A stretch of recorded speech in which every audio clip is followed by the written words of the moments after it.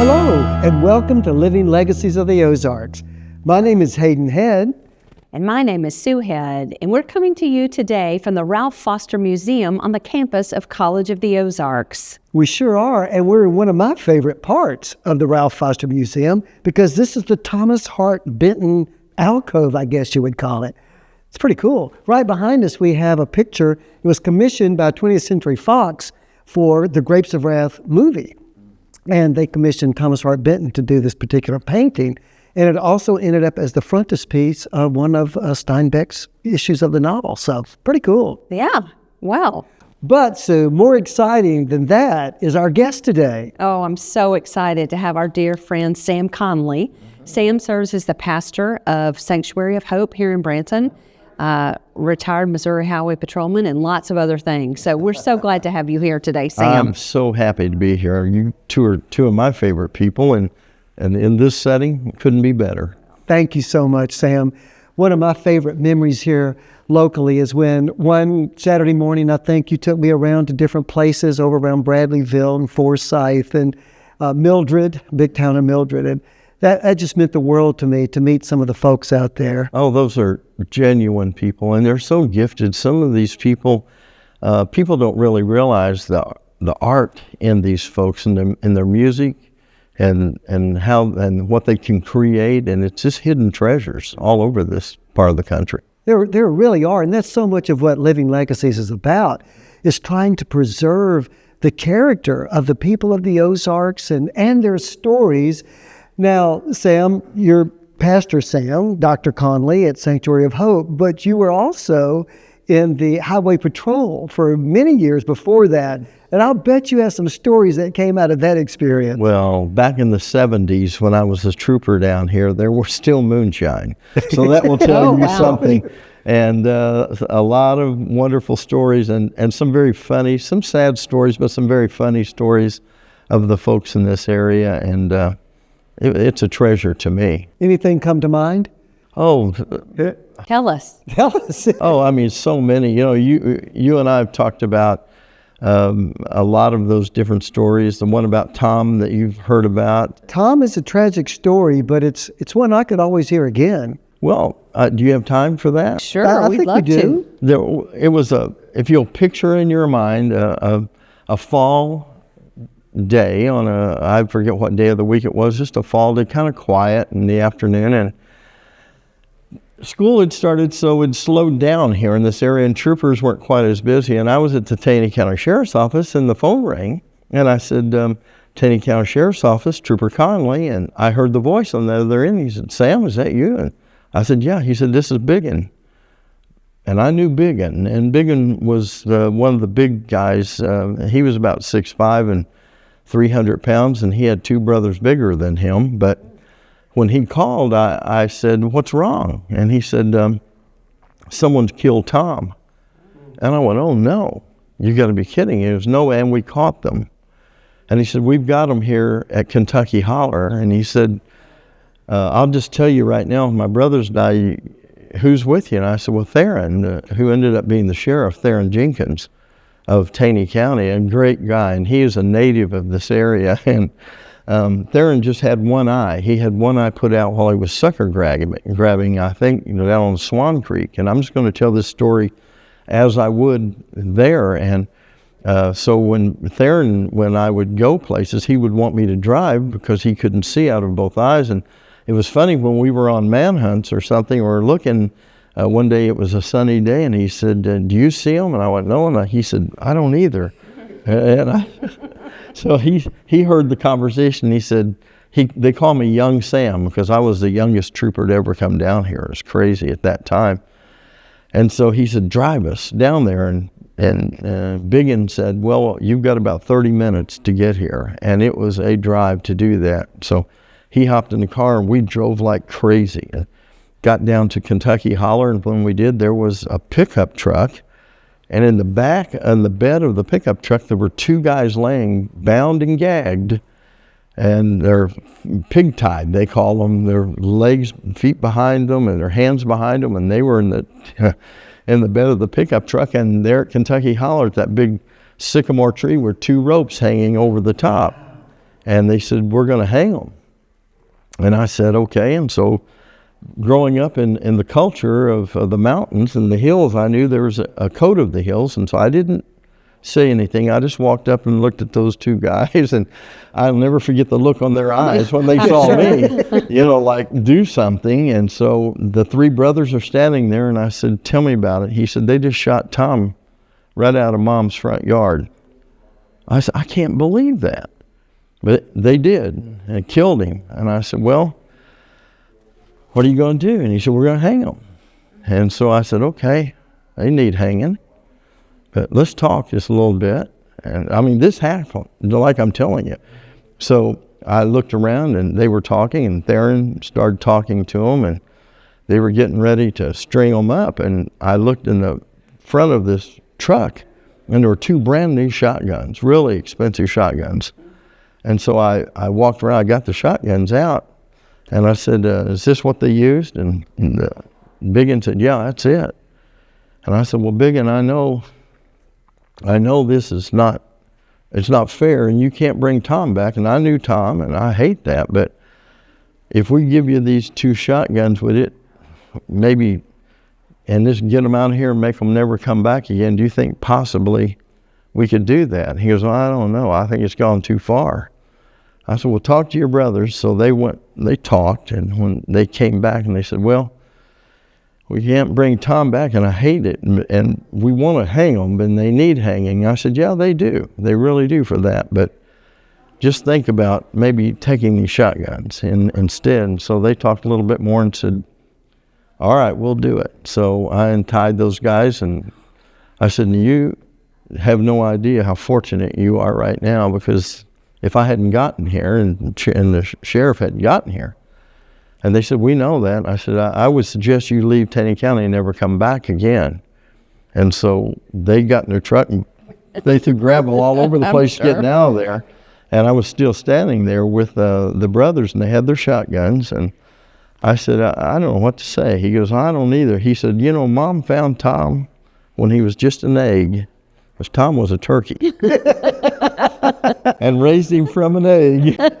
And he was part of our family. And they killed Tom right in Mom's front yard. And they were crying. And I said, I knew Tom, and I liked Tom too, but I hope these shotguns work. That's what it was like being the Taney County. Wow, that is a great, I love that story. That's a great story. Oh, I bet they were glad to see you. Ooh, they were glad to see me. They really were. They really, really were. Now, Sam, I know that you have a more serious story about a teacher and a 10-year-old boy. Can you tell us that? Yeah, it's an interesting story. There was a 10-year-old boy, and his mother was dying in the hospital, and the doctor gave her no chance to live. And his father, they were relatively poor people, and there were other kids in the family, and this 10-year-old boy was at the time going to a one-room country school. Actually, it was like 30 students in the school, and it was so poor that the county came in and saw the circumstances and closed the school. So they moved them all to town school, as they called it, and this 10-year-old boy was in the 5th grade, and when he went into the first class in the 5th grade, they set him along with the other 4 or 5 kids that were in the 5th grade in that school on the back row. This teacher did. And this teacher actually made fun of those students. It was unbelievable. She told things about them that the other kids would laugh because she didn't want them in her class. And so the kids would get out on the playground after they were made fun of, and the kids at the class thought they had a license to pick on these kids. And so the country kids would clean the clocks of the city kids, and then they called these kids incorrigible. And so this kid was in there, and his mom was already sick, and he'd just given up on life. So the 6th grade come along, and they were trained. They went to the back row and sat down, except there was a teacher that was her first year to be a teacher. She was 46 years old. At 40, she was widowed with a mildly retarded son, and she did a wonderful job with him. He grew up, had a great job. But this teacher, when she walked in the class, these kids were trained. They sat on the back row, in the 6th grade. And so in the middle of the first day, she does a seating chart, which breaks them up. And then further, they thought, this 10-year-old kid said, oh, life's over now. I can't even sit by my family or friends. And he didn't talk. He just did not talk. This kid didn't talk. And so the teacher walked up to him one day and said, I want to talk to you after class. And so she brought him up, and she said, I'm going to make you the president of the class. And the kid said, no, I appreciate it, but I can't talk. Please don't do this. And she said, yeah, you're going to be the president of the class. Do you know of anyone that you would like to come and speak on a particular day and represent, you being the president of the class? And I thought, what in the world, this kid, when would you do this to this teacher when I heard this story? Why? But finally, the kid said, I know of someone, but this person doesn't know me. He's a hero. So she says, who is it? And she gets the little boy, and they go to the office, and she says, call him. He says, no, I can't talk. So she calls the guy and says, would you come to this class on this particular day? And he said, yes. So the kid just gets sicker and sicker this summer. He's just a mess. On that day, the guy comes in the classroom, and this 10-year-old boy is sitting there, and he's going, I'm going to faint. I just can't get up in front of people. I can't talk. My mother's dying. He was still sad. So the guy that comes in to teach says, I'm here on behalf of this particular young man, and I want him to come up and stand by me. So this 10-year-old boy, with all the strength he can do, he comes up, and this guy puts his arm around him, and he talks for 30 minutes. And he says, I'm here, and this is my friend, and he invited me. And at the end of the 30 minutes, the guy left, and the teacher walked up to the 10-year-old boy and said, you can be and do anything you want to. I want you to understand that. I've got confidence in you that you can. So here's what happened at that point. That little boy at 10 years old there's an old song that says, wind beneath the wings of a young eagle. She breathed some wind beneath the wings of that young boy. And the story goes on to say this, that was in the 6th grade. It was exactly 10 years later that young boy stood beside that man again. But this time, the man was at the capital of the state of Missouri, and his name was Captain Gene Tenon with the Missouri State Highway Patrol. And the boy that stood by him was taking the oath as a state trooper. Gene Tenon was a trooper in Troop I in Rolla, Missouri, and he stopped one of the men that was one of the 10 most wanted men, and the man had shot him several times on the side. And Gene crawled back to his car, and the guy was reloading the gun to come to kill him, and Gene pulled a shotgun on him and made him get in the highway patrol car and drive him to the Phelps County Hospital with the gun to his head. When he got there, he handed the gun to a doctor, and he told the doctor, he said, if he tries to escape, I'm commissioning you to shoot him. And they thought Gene would bleed out, but he lived and became a great hero. And that 10-year-old kid stood beside him 10 years later and took the oath. And I was that 10-year-old boy. I love that story. Well, it doesn't stop there.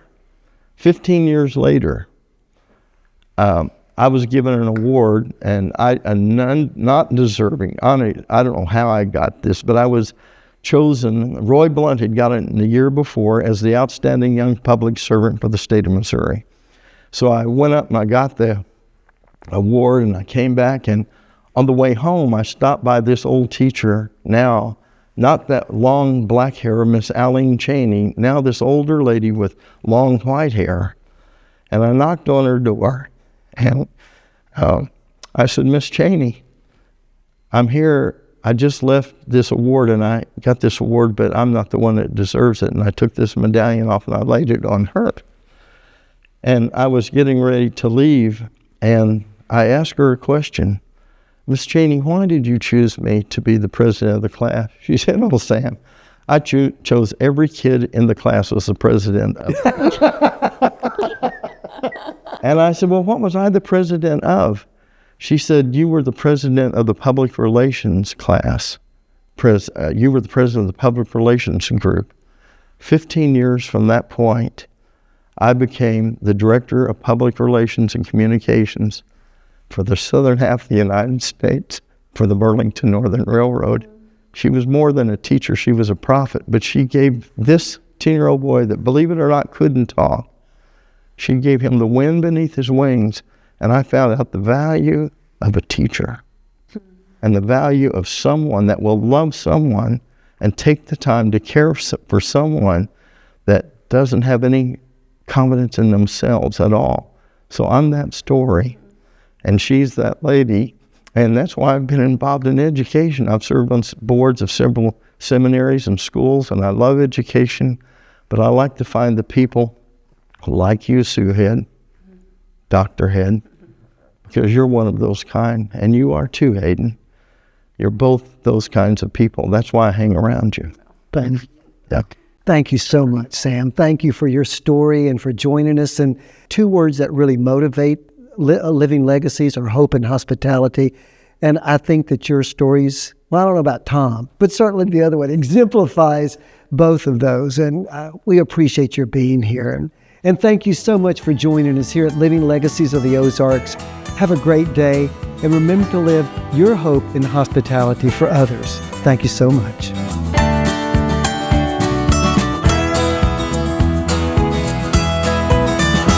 Living Legacies of the Ozarks is brought to you by Ozark Mountain Legacy, College of the Ozarks, First Presbyterian Church of Branson, the Hershin Family Foundation, Meyer Hotels, and Sight and Sound Theaters.